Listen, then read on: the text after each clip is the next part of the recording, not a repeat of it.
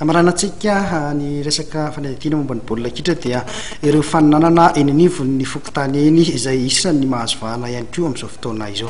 Ny Tournoi Mahazaka Resy izay kosa indray no karakarain'ny zareo eny amin'ny faritra Fort Duchesne sy ny manodidina iny Niditra tamin'ny dingan'ny ampahefa-dalana ary izay fifaninanana izay tamin'ity faran'ny herinandro ity.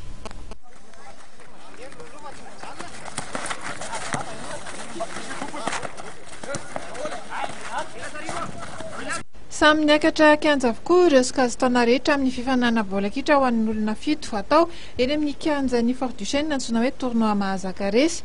Ity fifaninanana ity izay niditra tamin'ny dingan'ny ampahefa-dalana marihana efa ny fianarany volana desambra ity hetsika ity izay karakarain'ny fikambanana fiteramana.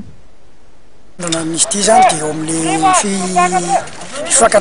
fifankalalan'ny samy tanora amin'ny manodidina an'ity toerana ity satria ny toerana matetika raha misy terrain dia tsy mifankafantatra raha tsy efa eo ambony terrain dia ohatran'ny hoe karazana fair-play ihany izy ity.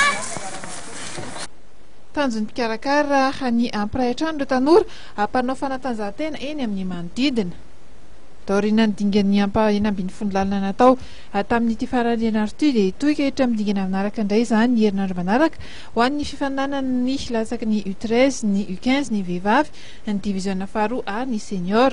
Tsy ny fikarakarana ny fifaninanana ara-panatanjahantena ihany koa moa fonosany ity fikambanana ity fa ao ihany koa ny ara sosialy sy ny zavakanto.